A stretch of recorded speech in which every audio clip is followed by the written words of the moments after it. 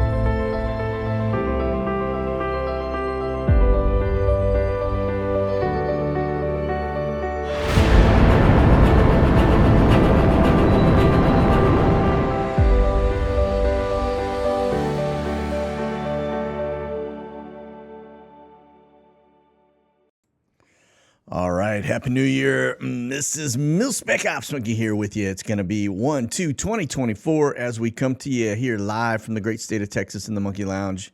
And we're going to get into the deets. U.S. is basically cutting and bailing on Israel, taking their carrier out of the Mediterranean while Iran steps things up. So this is going to get really interesting. So we're going to talk about that. We're going to talk about the incursions at the southern border in record numbers. It is not letting up at all, but the optics are definitely starting to change a bit as the flashbang regime decides that they want to act like they are for a closed border. Yeah, must be really tanking in the polls, the way I look at it. He's actually setting up the next guy for a dismal approach because even the Democrats are turning on these folks. So all right, and we're going to talk about Russia and Ukraine and, of course, all the other stuff going on around the world. And we have an earthquake that is pretty stellar that just happened in Japan. We're going to look at that closer as well. And so without further ado, let's jump over here. Now, there is not too much up this morning. Surprisingly, I've only got 30 aircraft up right now. And maybe throughout the day, it'll start to perk a little bit more. But right now, East Coast is really the only thing happening. We got one single C-17 here in the middle of the United States. I see an air refueler kind of breaking away, but really not too much going on from that standpoint. So let's just look at what we do know. We're going to look at the intel side of the house and just notice how closely they are looking at, well, Belarus, right? We just heard that they put some stuff there in Belarus in terms of Russian nukes. Serbia, I think, is a worry for the United States as well as NATO. And you can see they continue to look at that stuff there in Israel. So from an intel perspective, that is kind of what's going on. That is the brunt of it. Europe seems to be off to the races early, and the United States a little slow to react to anything. You would think with our southern border being so porous, knowing they're all military-age males coming across, almost all of them, that they would have a little more, I don't know, just, that's the thing I think that really drives us all crazy is we know that the border is in really bad shape. We know that they're having record levels coming through, and yet we seem to have very little Homeland Security down there, very little intel gathering. It's not a good look. Let's be honest. So, all right, so that's the intel side of the house. Let's look at the drones. Mainly Europe. You can see over the Mediterranean. You can see it coming down the south side of Malta. You can see it really looking closely at Israel and Lebanon. Now, you'd think, okay, well, yeah, maybe there's a little bit of hope. The U.S. is looking closely at what's going on there, but yeah, we look closely at everybody because we're in everybody's business. So nothing. Look at this. No drones over D.C. We just came out, and remember, this is the last 5 days. We're just coming out of the new year, and there was no increased activity at all. That's a little concerning. It's almost as though they really just don't care. Well, it's not almost. We know they don't care. So, Okay, so, very little drone, very little intel, no R-135 activity at all. All right, now let's look at the Ruskies. This is just they're just kind of spread out.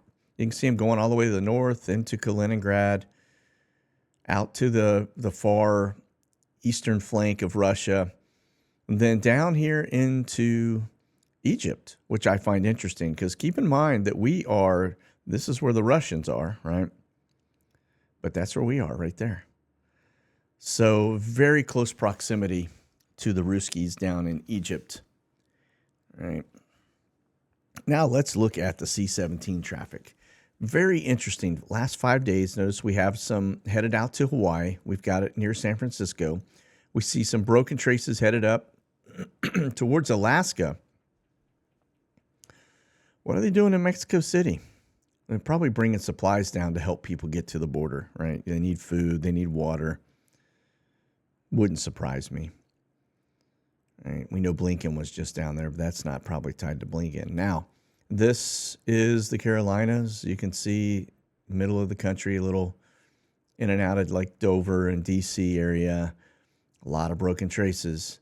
You get over to Europe, and it's very, very busy, very active. Right? You see those real thick spaghetti strands there. Notice the broken traces headed down into Morocco and the Western Sahara. Yeah, those are coming out of Qatar, which is interesting. And then, of course, look at the sea of flights that are going in and out of Egypt. And notice that it's in Amman, Jordan. There's Egypt right there, right next to the Ruskies. Right? All those broken traces coming out and headed into the Middle East. All right. Now, let's get into some of the deets here. This is a very large earthquake that just hit Japan. They're saying they gave a tsunami warning. You'll see some of the waves here. We'll look at it. A 7.6 earthquake, and it hits near the West Coast. And remember, Fukushima that happened, that was back in 2011. So this is, they say, the biggest earthquake they've had since that time. But they gave a tsunami warning immediately, and they said it will have waves anywhere from 1 meter or 3.3 feet all the way up to 16 feet. Okay, but this is the first major tsunami warning since the 2011 Fukushima issue. And you can see here in this, this is Japan right here, and these are all the warnings that went out. And then, of course, we get down. This is at the time of the earthquake, and you can see kind of some smoke coming up. They said it killed a lot of power lines, collapsed a few buildings. But this is the waves. Social media just in the last hour or so. Hit mute on that, but you can see the footage that's coming in. Things. Look at that sign shake. That's incredible. That's somebody's video that they were on a train when this happened, but you can see everything shaking and some of the earthquake damaged buildings that are kind of shifted and partially collapsed, etc. Those are collapsed. Yeah, pretty bad earthquake. So we'll keep our eye on that, but looks like they issued a tsunami warning almost immediately, right? And this was, you can see, tell everybody to evacuate, all right? Right on the coast. Okay, U.S.-Mexico border crossings in December set a monthly record high.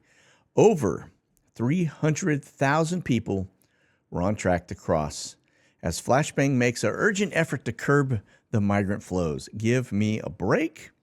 He has made zero effort. Matter of fact, the dude was in the Virgin Islands all weekend relaxing.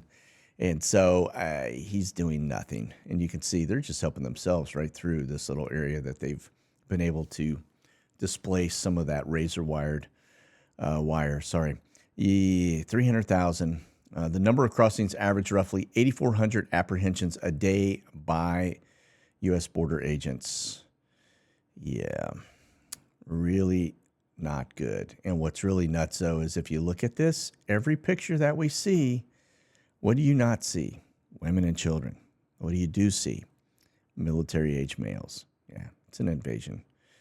All right. Speaking of that, let's take a look at the Swift Air flights. Just notice you've got this one coming out of Alexandria headed up to Jersey. Just a few minutes ago, we had one coming out of Austin headed to CVG. And then there was a direct flight that was coming out of Central America to CVG.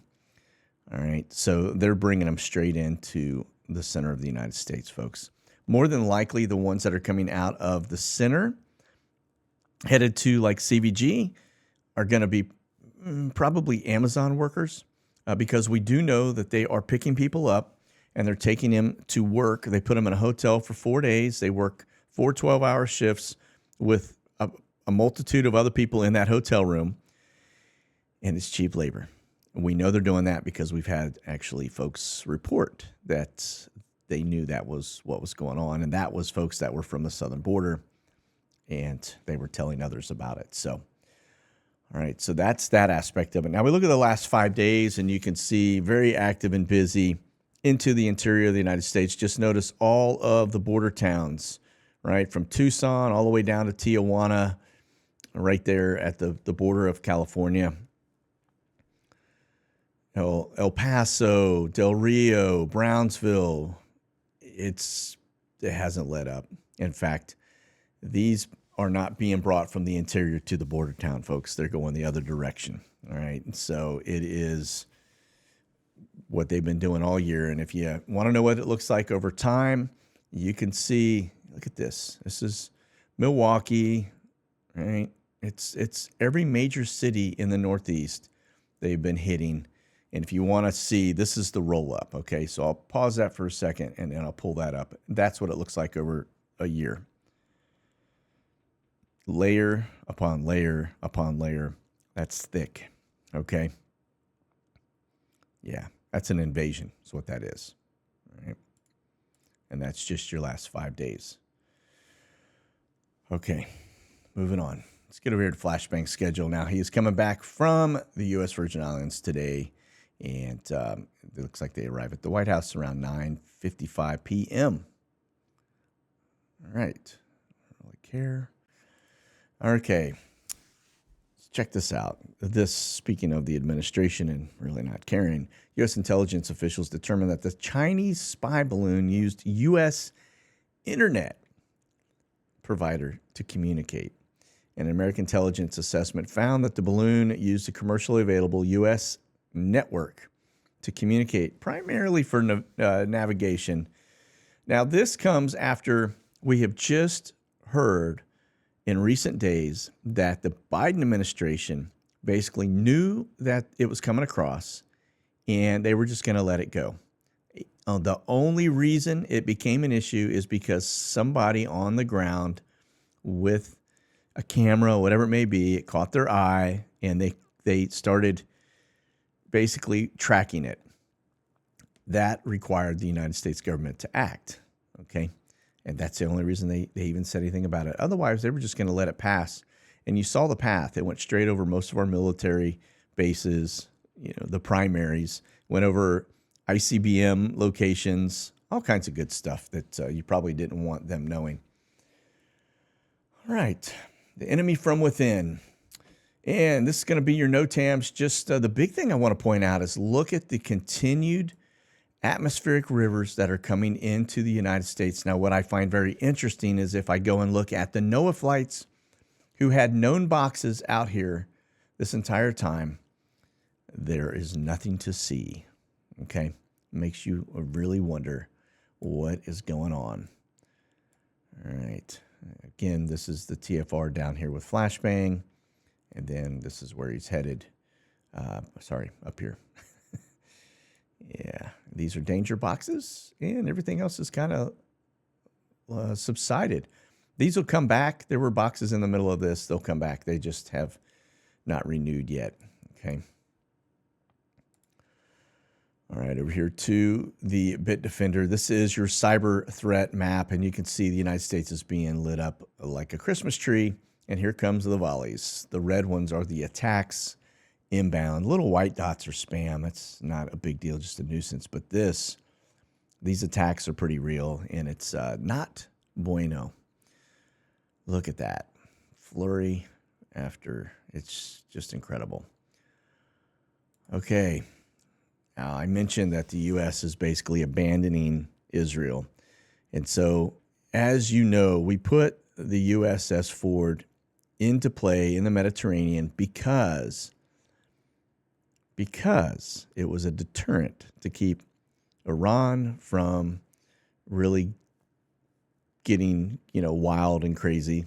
But that didn't really work too well because we see Hezbollah in the northern border of Israel getting peppered. We're going to look at that closer here in just a minute. But they were put there for a deterrent. Now, all of a sudden, they've decided, we're going to pull them back. We're sending them home to the United States. And so they are basically leaving their station and headed back. Now, this I find interesting because given the fact that they're pulling this carrier out, the Iranians are actually dispatching a warship to the Red Sea, right? Because the Houthis, who is a proxy arm of Iran, basically are warning of repercussions after U.S. forces kill rebels during a Maersk ship attack. So that happened over the weekend, but it looks like the Houthis are stepping it up a bit. So instead of keeping a command presence there to make sure that the northern border of Israel doesn't go out of control and start to escalate, we are basically leaving at a time when we probably, if anything, you should be keeping them there, given the fact that Iran is starting to push assets into the region. Now, let's look at, if we get over to the headline side, this right here is your northern border. That is Hezbollah popping off shots and Israel in the blue taking out targets on their northern border. Okay, huge threat. We've been watching the drone activity to the western side out over the Mediterranean, looking very closely at Lebanon, all the way up to Beirut, all the way over into Syria. We know there's a huge Iran and Hezbollah threat and presence in Syria and Lebanon. And yet we're going to turn around and pull our ship out of the region. Okay, that's turning your back on Israel. We were there for a command presence, and it looks like we are going to be gone. So that is what it looks like currently in the region over there in terms of attacks. All right. Okay. Now, this one I thought was interesting too. This is speaking of the Israeli side of the house. The Israeli army warns Gaza war will continue throughout 2024. So they're not going anywhere. The interesting piece is right here, the very last sentence. Also on Monday, Israel said it struck Lebanon, where the military has fought the Hezbollah militant group in response to attempted drone attacks. So this, as I just showed you in the picture, is starting to heat up like a junkie spoon. At the time, the whole reason we're there is to prevent that kind of thing from happening. And what do? We send the message to Iran and Hezbollah that, hey, it's been real. You guys have fun. We're going to head home. So, okay. Now let's talk about Russia. Putin says Russia will intensify attacks on Ukraine. Now, if you didn't see what happened, this also started about on Friday into Saturday. As we get back over here, we had it on the Israeli side, but look at the Russian aspect. The reds are the Ruskies, and the blues are the Ukrainians, a.k.a. the United States. So anyway, you could see very, very active. Hasn't been that active in a long time. It looks like Russia's about to kick it into overdrive, and we'll watch what happens. But if we get in and we look at, say, RZE Poland, you would think, given the activity that just happened with Russia over the weekend, that you would see something, a replenishment or something going on into the forward operating base. And as I look through this, I see nothing, not a single 747, nothing. So looks like they are into the bleed down unless something drastically changes. But anyway, let's move on. Check out Biggs Army Airfield. We were talking about the immigrants. I don't know if what we're really looking at here. We're going to kind of get into a little more details here, but notice where they're coming out of. Harrisburg. I already know that is a major immigrant location right there, okay? So for Eastern Airlines to come in, 2 flights, an Omni and an Eastern, both from Harrisburg, and then you've got an Atlas coming in from Houston. Where are they going from there? One headed over to El Paso, which is just basically runways side by side. They have to take off and land because they can't taxi between the two because it's a military base. But it looks like Eastern Airlines is departed to El Paso. That's going to be picking up. That's 100% immigrant related. And then Omni's headed to Fort Worth Alliance. And then this one here, it looks like that one's headed down to Fort Hood. Okay. These two could end up, as they're coming out, could end up being troop related. We may have a rotation going on. This one, that's immigrant, 1,000,000%, 777. All right, over to Dover. You can see there's the only thing that catches my eye besides all of these Cessnas. One 747 coming in from Miami headed to Ramstein. Over to the next Atlas Air. This is into Ramstein. You can see there's the one from Dover. National Cargo Airbus. That's going to be troops. That's not big enough to carry really anything significant. I don't know who that is. Unknown owner. And then National Cargo Departure, unknown. I don't know what these are. All right. Okay, this is going to be your camber flights. Let me back it up a little bit. Looks like we've got one coming out of Sofia, landing in Sofia. Currently at 2,300 feet, and it's a 747 landing. But came out of Kuwait City. So here, Middle East to Europe. All right. Some troop movements probably, although they could be putting some stuff into play. You know what? Actually, now the more I think about it, I think that's a reallocation of something. Because remember, we've been watching right over here in Serbia that the United States has been looking at it very closely. That tells me very likely that they are taking assets out of Kuwait on a 747. They're bringing them into this region because they are worried about Serbia kicking off. Okay. All right. Omni, this is going to be from Orlando down to Cedar Rapids. Yeah, that's probably immigrants, honestly. Okay. These guys serve many a master. Okay. And then we get over here at National Cargo. You can see coming out of Japan. And coming into, that's interesting. One's going to JFK from, well, actually, let me take that back. That's headed into Japan, Atlanta to Japan, 747. And then this 747 is coming out of Anchorage to JFK. And then we've got several, look at these coming out of the Middle East, flying over India. Now, this tells you right there, 747's empty. Because if it had anything on it, like troops or military stuff, it couldn't go that direction. They would not let, China will not let them fly over that area. So no telling. That also could be bringing, well, I don't know. It's not military for sure, but it could be bringing some supplies into Japan based on the national emergency that they just had. So, and then you got this one. It looks like that one's at 41,000 feet, 647 miles an hour. That thing is scooting. And that's also headed eastbound. All right. This is going to be, what do we have here? We got an A400. That's the Brits coming out of the Northeast, headed down to California. Interesting. A400. That's that high wing turboprop. It kind of looks like a hybrid between a C-141 and a C-130. It's a kind of a strange aircraft, and then of course 2 assets in the Middle East. All right. Well, listen, that is going to wrap us up for today.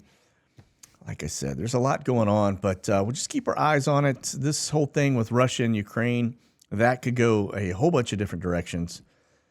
And then, of course, us bailing on Israel, that could also turn out in a very bad thing. As a very bad thing. I would say from the Israeli standpoint, watch for Isaiah 17.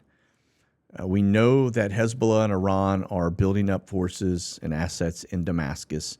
Isaiah 17 tells us that we will wake up one day and Damascus will be no more. That is kind of the thing I'm looking to, as well as maybe Psalm 83 could definitely be what we're seeing start to take shape. With the United States backing out of the region, that's going to cause a lot of the neighbors there around them to basically start licking their chops because they feel like the U.S. is not going to have Israel's back, which they're probably right. So, all right, well, listen, that's going to do it. Stay frosty, keep that powder dry, and buckle up because I think this is going to be a year to remember. All right, that's it. God bless. Monkey out. Thanks for watching, folks. You can check out the latest gear and products by selecting the QR code on your screen now or go to monkeyworksus.com.